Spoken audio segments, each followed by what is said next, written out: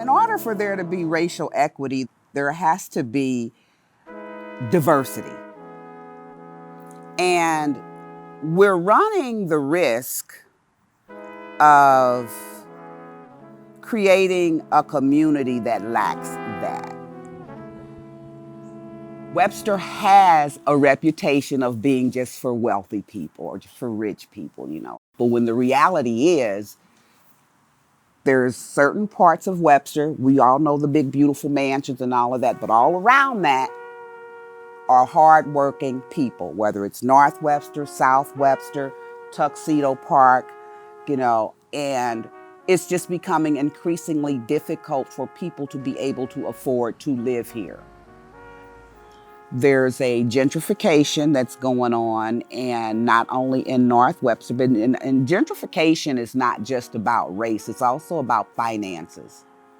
So the same challenge that we experience in North Webster, they also experience in South Webster from an economical perspective. The term, it takes a village, that's how I was raised. If I got in trouble up the street, then I got in trouble 3 more times before I got home.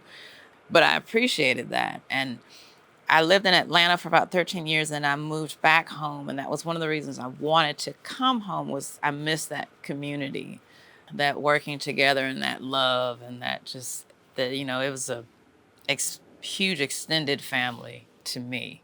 That's what I missed. The history of North Webster, it goes back to the late 1800s. The first African-American settlers, Mr. Brown, was right over by Old Community. I actually know some of his descendants. Mr. Brown's descendants were the friends of the family. The very, very first school was started for slave children by a woman who felt like the kids should be educated. So technically the first school in Webster Groves was for slave children. If you want the community that you say that you want, then it's important for you to be a part and to do your part within that community.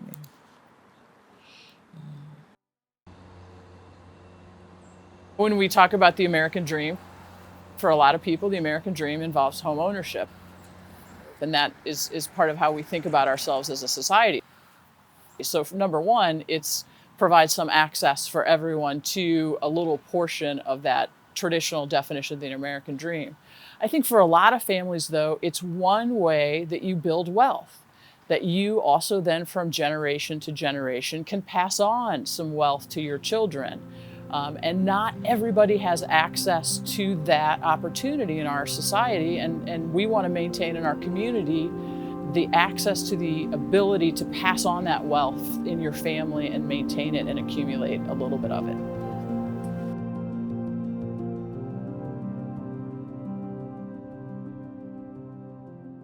A community land trust is a vehicle to help people get into home ownership while also keeping those homes affordable to a wide range of people.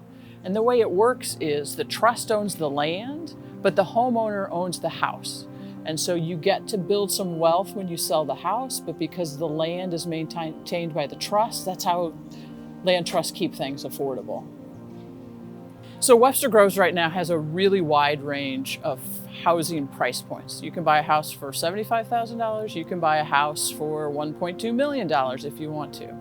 And that's what makes us a great community, is there's that diversity of economic standing and people living with others both like them and not quite like them. And the land trust helps us make sure that those houses at the lower price point are maintained, that they keep at that accessible price point as opposed to becoming knocked down infill housing that is much more expensive.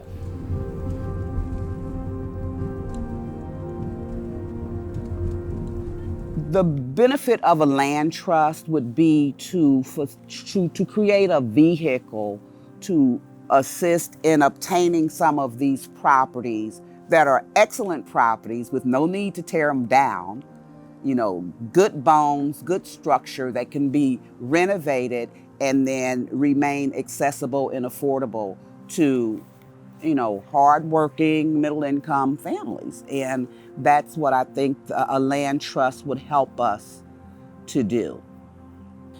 I would respond to people who feel like we should just let the market decide, is that would continue to drive the wealth gap further and further apart.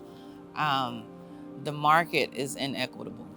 And if you truly want diversity, then you're gonna have to have other ways than just the conventional means to become homes. You have some older residences who have been here for generations who now would love to stay, but their property taxes are going up too much. And they can't afford them anymore. The point is to have varied and different ways for people to A, be able to get a home, or B, remain in their home. And C, I'll add on, help fix up homes, for our older generation who, perhaps can't function financially the way that they used to because they're on a fixed income, or maybe they can't get out and get on their roof and help fix it and things like that. So there needs to be ways for other people to be able to live in Webster. One of the interesting things about our North Webster coalition is I believe that the very good and strong relationship we have with the city council and with Mayor Welch has really made people feel very comfortable getting involved in things going on in the city. People don't hesitate to bring ideas forward.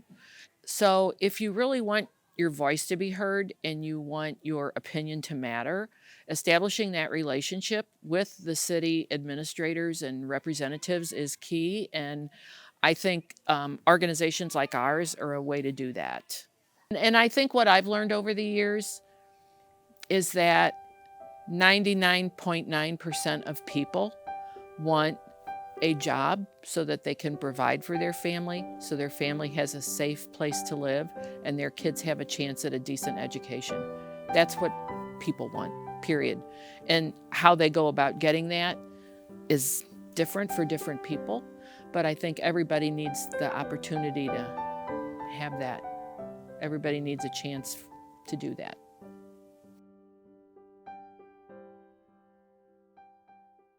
I think if you choose to live this close to the city of St. Louis, then you cannot hoard the resources for this region and close your town off. You have to be porous, you have to be connected. This is all of our city. We cannot stand for the kind of inequality that exists across zip codes in this immediate metro area. And I don't think people here want to stand for that anymore. I think they want to be connected. They want to feel a sense of community, that we take care of each other. That means not closing your borders. That means allowing a range of income levels and paying attention so that a range of income levels can live here. The people who are taking care of your kids at school, the people who are, you want those people to be able to be your neighbors and not be like, yeah, I'm good with your help, but you can't live here. That's not the kind of place that I want to live. The more we can be connected to each other, push each other, and then raise our voices, like when the city council's trying to do something, or any of our little 3 towns, to me, that's just been like the most vibrant and healing, wonderful part of raising a family here. There's nothing like coming home and knowing that it's yours.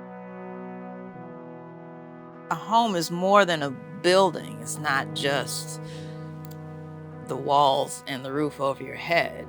It's what you do in the home. It's how you raise your kids. It's how you show love, the kind of food you cook in your home. It's the different traditions that you make or pass down. It's all of that. It's the American dream, if you will.